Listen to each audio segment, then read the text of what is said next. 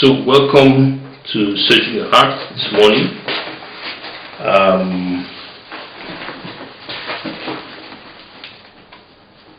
It's a while since I featured on this topic that I have been doing for the past a month or so. Last week, there was an episode I was supposed to do, but I couldn't do it. I got into some problems with the technical stuff, and so I had to delete all that.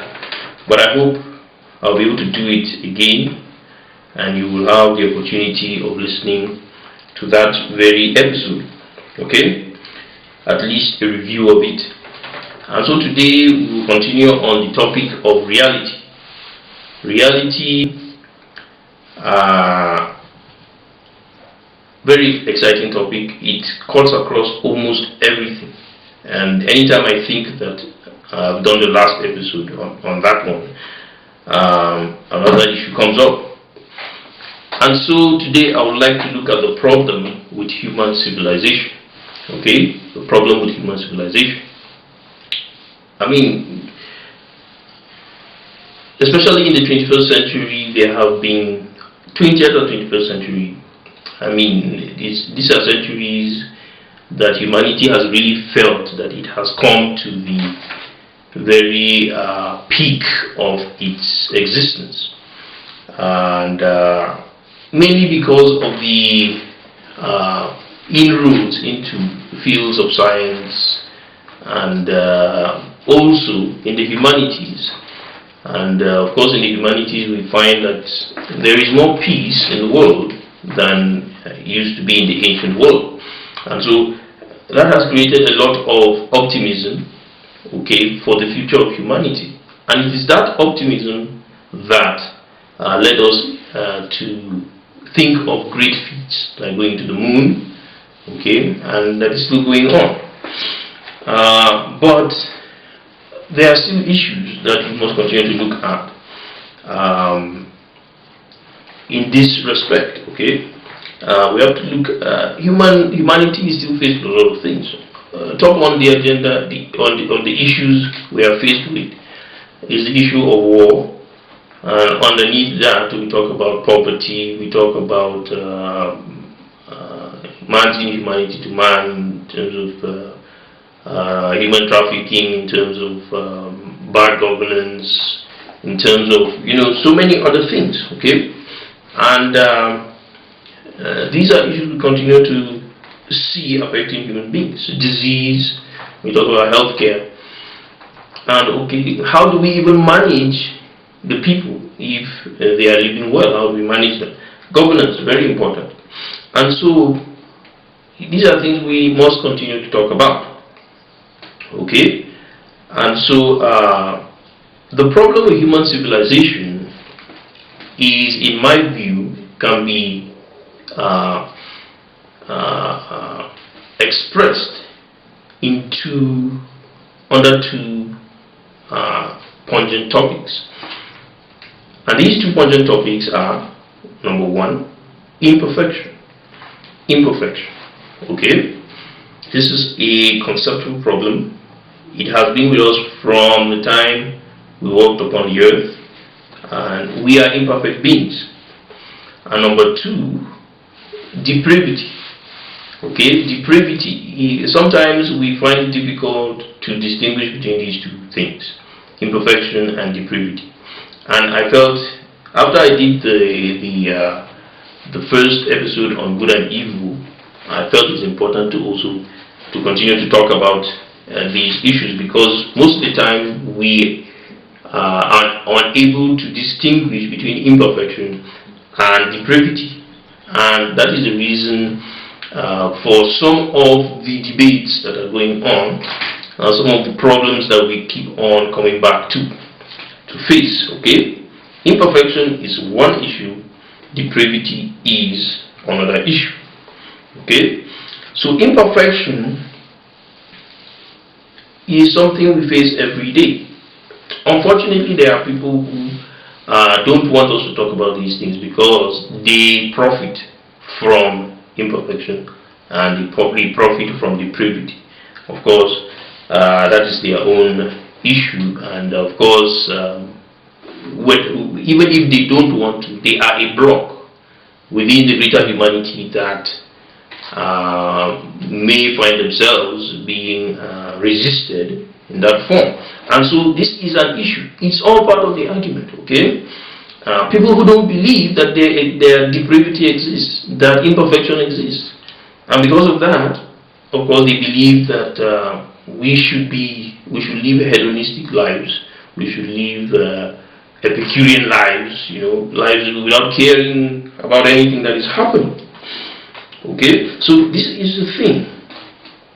Okay, a kind of laissez-faire existence. Now,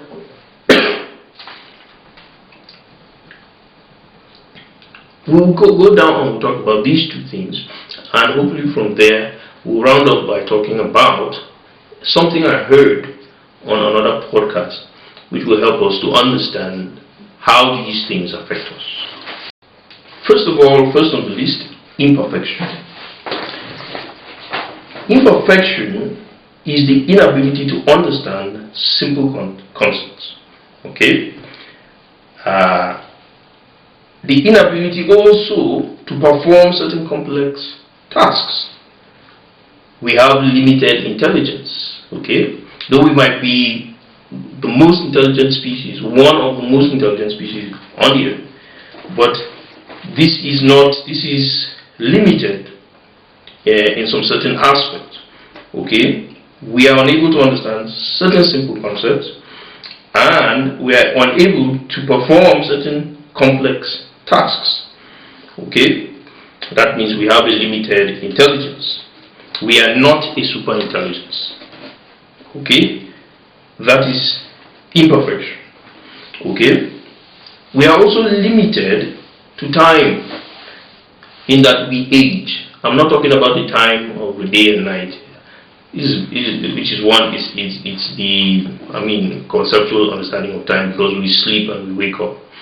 But that is the elementary understanding of time. But we are mostly affected by time because we age, we get old, okay, and we essentially die. We are subject to sickness and disease, and on the whole, we are physically weak. Okay, we are physically weak. Even some of the animals on the earth are far stronger than we are. Okay, so we are physically weak. Alright, so this is imperfection. Okay, in our own understanding of imperfection. And as I talk about this, I still have the feeling that I have not really dealt with the issue of imperfection yet. But when you want to look at it just, on the shallow level, you understand that this is what imperfection means. Imperfection means that we cannot understand simple concepts. We are unable to perform complex tasks.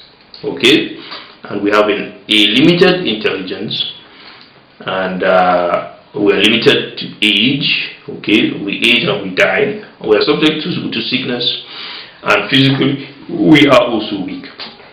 So this is what imperfection is. Imperfection, though, is not depravity, and we are not bad, to use that word. That is why I always talk about moral concepts as different from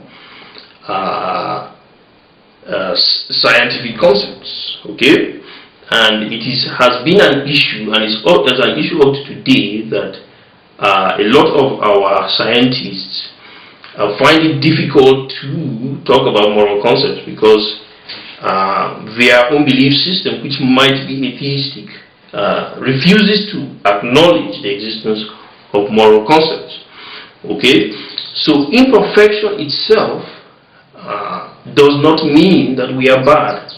Okay? It does not mean that we are malevolent. Okay, malevolent. Okay, as some people might say, we are still benevolent beings, even though we are imperfect. Okay, so this is one issue that we must first of all establish before we finish with this topic. Okay, so we are imperfect, but we are still benevolent beings. Okay, by nature we are benevolent beings. So this is the thing, and the reason we are benevolent beings because we have a desire to be good to one another, okay, to achieve perfection for certain ideas within our own minds that make us to create a system that is that would allude to concepts like peace, like love, like care. So these are the things that we need to talk about. So we have introduced moral concepts as different from just conceptual scientific existence. So this is proper to establish. Now let's go down to talk about depravity. Okay? So depravity is a situation that once a learned human being, we've already established that we are unlearned beings at birth. We will still talk about some of the issues that surround that state of being when a child is given birth to. There are issues. Some people feel that we have knowledge that we don't know. I'm not going to talk about that now, but in the majority existence, we discover that we are imperfect, okay? In terms of our knowledge. Now, once we are now learning, we begin to refuse to enact certain truths to the detriment of ourselves and to others. Now that is the definition of depravity, okay? Is the definition of depravity. The refusal to enact the truths, beneficial truths that we know at the expense of ourselves and others. Some people may call it imperfection. No, but that is not just imperfection. It goes beyond imperfection. It has now begun to enter the point of depravity. While having access to the resources we need to enact certain truths, we refuse to do so. That is where depravity begins to come. Okay? So, and this now opens the door for human inhumanity to other human beings. Okay? Man's inhumanity to man. These will also encompass issues like false witnessing, bearing false witness, lying in very simple terms. Okay, we hide truths. Okay, theft. We take what does not belong to us. Okay, murder, killing other human beings. Okay, now also when we talk about disregard for others. Okay, for other human beings, and that is why I was able to establish some episodes back that morality is actually a human concept, because it is something we do within ourselves to one another, and we have been able to also to expand that to how we handle other animals and even inanimate things here on earth, and we've been able to expand that, and that is why the issue of accountability comes in. We are even accountable to the earth itself. So our morality, we are the only beings that have been able to establish a standard of how we treat ourselves and how we treat other animals and how we treat the earth itself. So you see, human beings, morality is established under human existence, and that is why we said from the beginning we are benevolent beings, although we are imperfect. So we have to distinguish between these two things: imperfection and depravity. We are imperfect and we tend to be depraved. Okay, And this is the problem with human civilization. Okay, so this is the problem with human civilization, and this has actually created the need within us to see how we can solve these problems and see how we can improve. And like I have said, there are people within us who don't see these things as issues. Okay, they believe that we should, like animals do, we should not establish any moral standards. And because of that, of course, when we're hungry, we eat wherever the food is coming from. And when we just live based on instinct. So that is another issue. But if we are to be true to our nature, which is human, we are able to establish these facts. These facts that we are imperfect. While the imperfection in itself is not evil, in fact, it opens the door for us to progress. We are also depraved, and this depravity is the evil thing, okay? Because it continues to extend our imperfection, okay? Perpetuate our imperfection and make us unable to achieve those good intentions that we want to do. I will continue after this short break. Discover a transformative journey into the kingdom of heaven. Following the initial publication, the author dives deeper with two insightful follow-up books. Ever felt disconnected from God even in worship? Explore how God's unconventional ways can transform your life. How can you align with divine plans, avoiding distractions? Find answers in The Kingdom of Heaven on Earth and The 3, Illuminating Christian Truths and Prophetic Practices. Unlock profound insights guiding you toward a deeper connection with God. Don't miss out. Dive into this enlightening exploration today. Click the link on the caption to get your copy. So, we have established certain foundational facts about the human condition, okay? And the problem, under the topic, the problem with human civilization, okay? So, there are certain things. Once we have established these two facts, we have to be able to understand that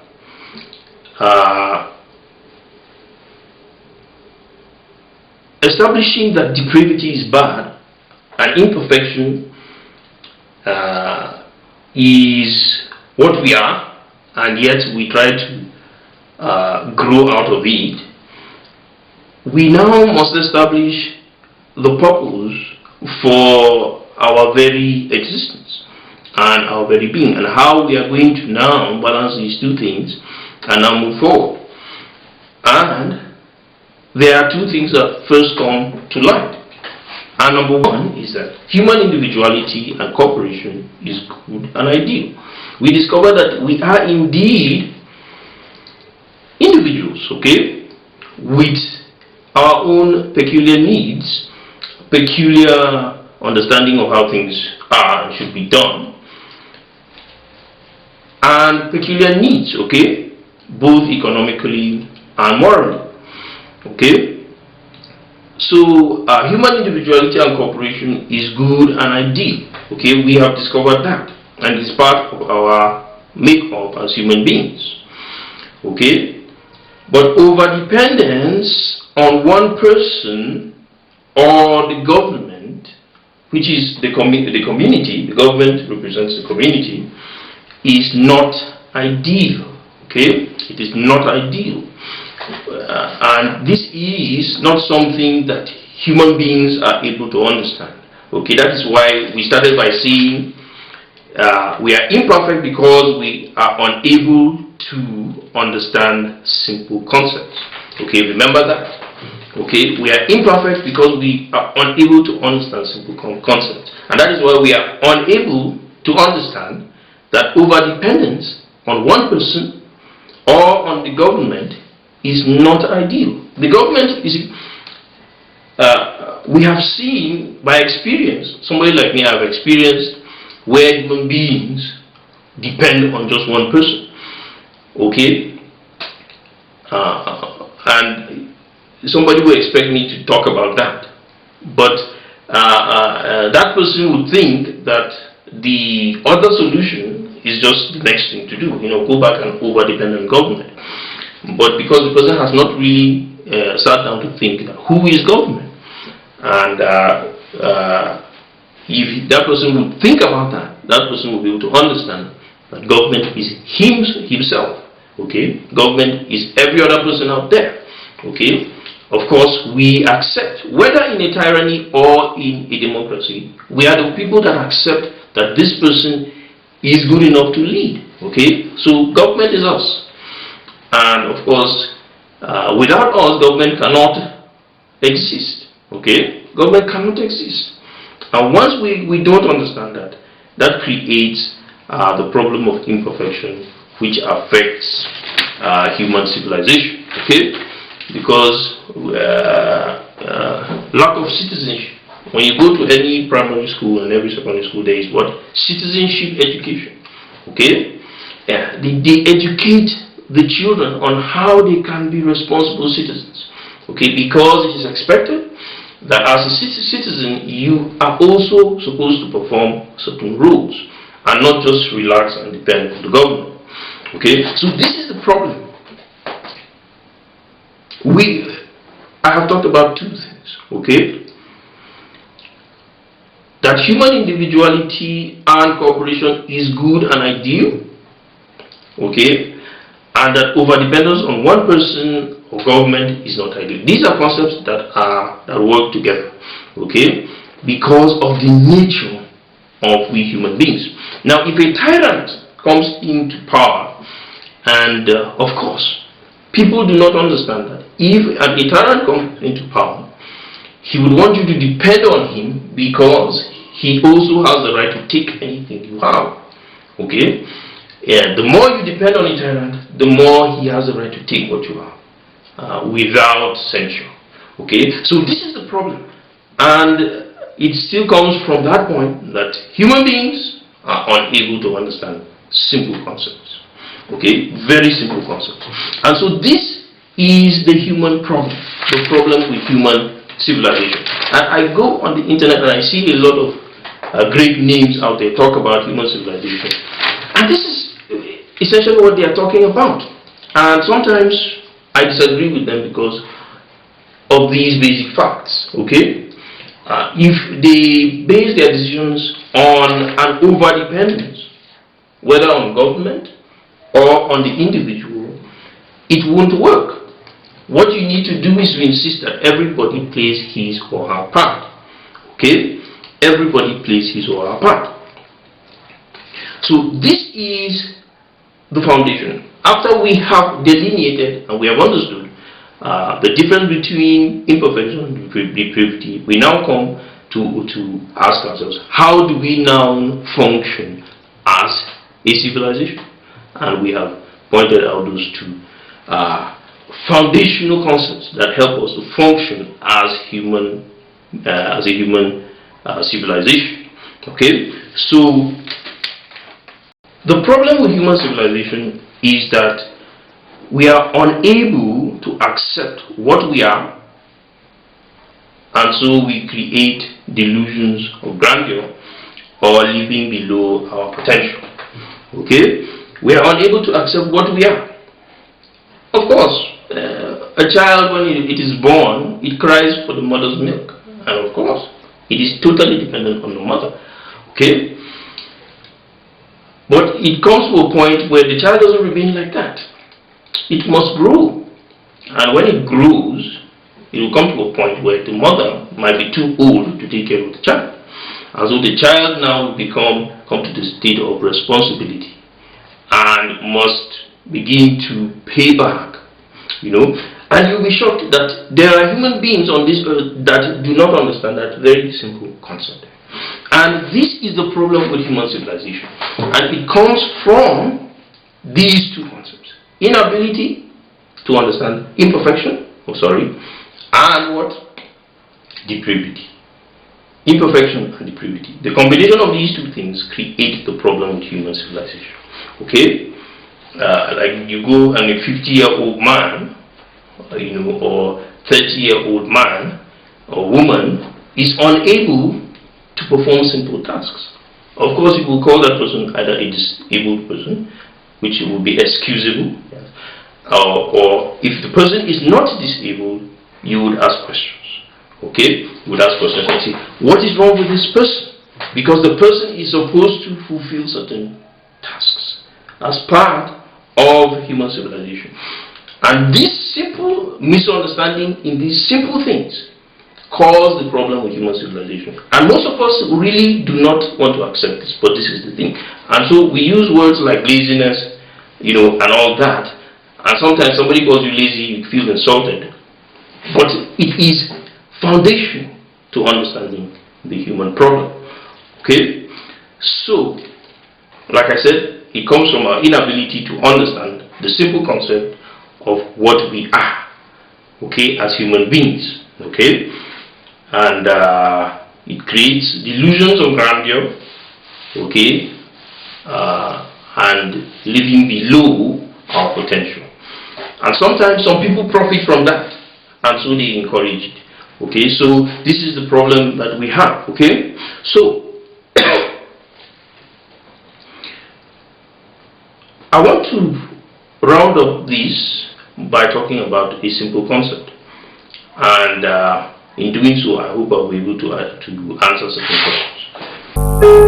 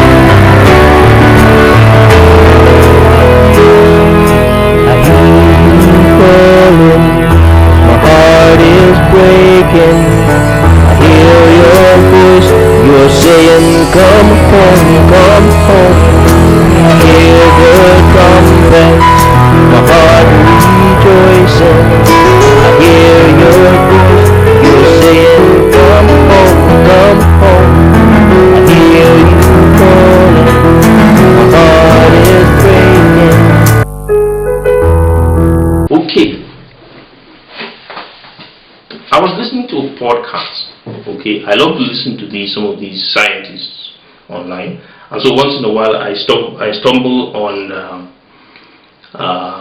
their people who don't agree with their position, and so they come on and get a panel up and they begin to discuss certain things. And I normally sometimes will ignore some controversial topics, but I clicked on one yesterday and I heard this group of people talking.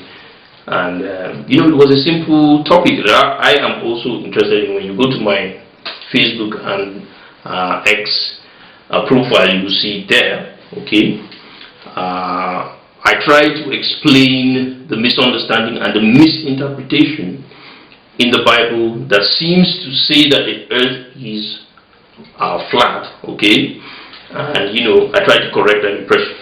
For your information, the Bible, in nowhere in the Bible does it say that the earth is flat. For your information, that is for your information. But where it seemed to say that, okay, the book of Revelation, where it says angels stood on the four corners of the earth, okay, it seemed to allude to a flat earth. I try to explain it. And for the purposes of clarification, even if the writers of the Bible at that time, maybe because the person who was writing did not have that knowledge, which is was natural for them then, okay, that the earth was spherical, it does not really remove from the truth that person is saying. If you say that, then you'll be saying that every scientist that has ever existed knew everything. Okay, that would be wrong. Okay, so that is just the problem. Okay, so let's stop with that thing. If you're a flat earther now, then come out and you defend your own position. But don't claim that the Bible says so, because the Bible never says so. Okay, and even if one of the authors in the Bible said so, he would have been saying it based on the acceptable concepts there. Okay, so this is the thing. Okay, but I would argue that no one in the Bible, no writer of the Bible ever said the earth was flat. He saw angels that stood at the four corners of the earth, and that can be perfectly explainable. Okay, so that is that. Okay, but I want to use that argument they had. I'm not going to mention them because I don't want to draw them into any discussions. I don't think. I understand from what point of view both of them are coming. One is basically a politician, and the other one is a scientist, and that was what caused the argument here. So I'm not going to go into that, but I just want to help you to understand what some of the issues that cause human problems. Okay, and I'm going to start this way. Okay. The concept that the earth is spherical is in our faces every day. Okay, but this is one of the things that we don't, because we are imperfect, we don't really sit down to look at. Okay, so it takes one or two of us, those of us who have that gift, to go and start, looking at it, and then they come up with evidences, like people like Galileo and others before him and after him, to bring out those concepts. Okay, so it's basically in our faces. Okay, you wake up in the morning and you look at, you see the moon, and the moon has that spherical look. Okay, and you're like, wow, what do you think? Okay, so what makes you that the earth is flat? Think that the earth is flat? That you saw a spherical moon or a circular moon? I don't know. The sun, even when the sun is very bright, so you can't look at it directly, but in the evenings when it is setting, sometimes you can see it, and it is perfectly spherical, at least from just the ordinary observation. And so if the moon and the sun are spherical, then what makes you think that the earth is flat? So that those are just commonsensical arguments. Okay, so let me continue from there. Of course, when you go to your high school, they'll tell you the horizon. Okay, if you stand on a flat surface, like in this room, for instance, and you're looking at the ceiling, okay, it's kind of flat. The floor you're standing on looks flat. Okay, it's flat definitely because the engineers designed it to be flat. The ceiling is also flat. Okay, so you will continue to see this earth. Stand in a hallway, for instance. You continue to see the floor continue going, and you continue to see the ceiling going, as far as your eyes can see. Okay, but when you stand outside on the highest peak, go to the highest peak, you will continue to see you will see an end to the sky, as if it falls over a waterfall, something like that, and so that is one of the evidences that the earth is spherical. Okay, it is not flat, because if it was flat, you would continue to see the ceiling go up, the ceiling of the sky continue until you can't see it anymore. Okay, but for the fact that you can still see it have an end, that means it is falling. Okay, so it is spherical. So this is the issue. Okay, that is three evidences that are always in your face. Okay, you don't need a scientist to tell you. These are things you knew since you were born, but because you are so dependent on your parents, you are so dependent on others, you refuse to think it through. Okay, so this is the imperfection of human beings. Okay, that's why some people believe that we know everything. We human beings know everything, but because of our dependence, we tend to are unable to really articulate those things. Okay, so that is another topic on its own. Okay, so this is the issue. The final evidence of the spherical Earth is the eclipse of the moon. Okay, the lunar eclipse. Okay, when you are looking at the moon, a full moon is spherical, of course, not perfectly but spherical. But when you sometimes it looks perfectly spherical. Now, but when it is not a full moon, you see the shadow of the Earth on the moon, and what does it look like? It looks spherical. At the point, it does not look very spherical, but at the point the shadow cast on the moon is spherical. So these are the four evidences of a simple concept like whether the Earth is flat or spherical. Okay, yeah, it's practically in your face. Every day you wake up in the morning, it's in your face. You don't need any huge scientific or topic on quantum physics or on astrophysics to discuss that. It's in your face. Okay, but because you are imperfect, you are unable to articulate very simple things that are in your face every day. So I am David Ndichinke for you today in Searching God.